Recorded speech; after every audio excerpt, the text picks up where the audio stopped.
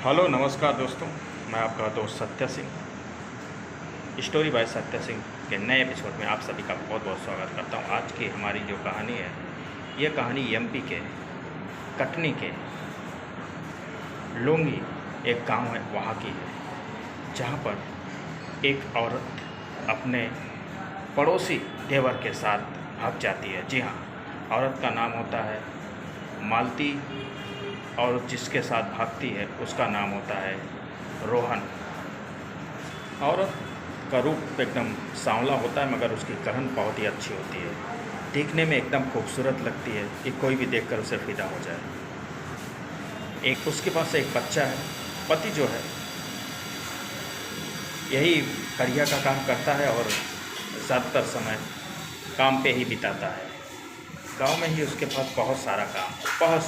वो काम में इतना बिजी रहता है कि अपनी पत्नी को ध्यान ही नहीं, और उसकी पत्नी और उसमें ज़्यादातर अनबन होती रहती है क्योंकि वो अपनी पत्नी को ध्यान नहीं देता है।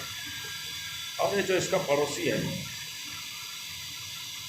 जो इस पे मर मिटता है, राकेश, वो भाभी को बहुत दिन से पटाने की कोशिश कर रहा है। अंततः वो पटा भी लेता है। अरे भाई, जब अपनी बीवी को ध्यान ही नहीं दोगे तो कोई दूसरा ही पटाएगा ना। ये बात याद रखना।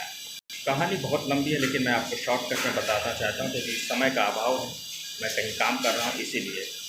तो ये जो लड़का है राकेश, ये बहुत ही खूबसूरत तो नहीं है, ये भी सांवला ही है, मगर अभी शादी नहीं हुई है और भाभी के चक्कर में पड़ जाता है।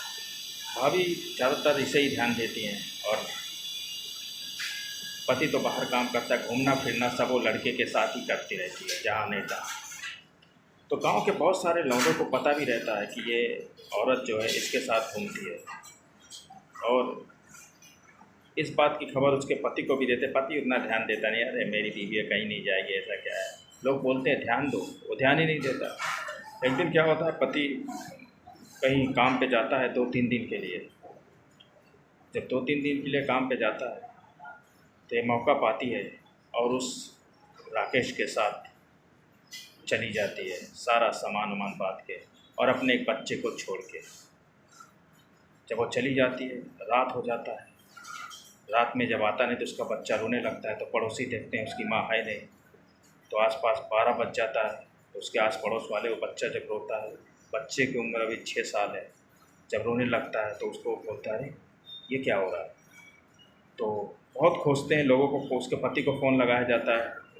उसका पति अपने बीवी के पास फ़ोन लगाता है, उसका मोबाइल स्विच ऑफ आता है और उसका पति फिर भागा भागा वहाँ से आता है और सुबह हो जाती है। बच्चा यहाँ रोता भी लगता रहता है, पत्नी का नंबर भी नहीं लगता है।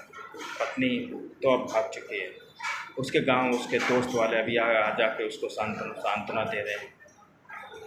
कुछ लोग बोल भी रहे हैं कि मैं पहले ही बोल रहा था बेटा कि अपने पत्नी पे ध्यान दे, मगर तूने ध्यान नहीं दिया और आज देख तेरी बीवी किसी और के साथ भाग गई। इस बात का क्रोध होकर वो जाकर पुलिस में कंप्लेन करता है, मगर पुलिस में कंप्लेन करने का फ़ायदा क्या है जब औरत ही निकम्मी है और दूसरे के साथ रहना चाहती है, तो फ़ायदा क्या है।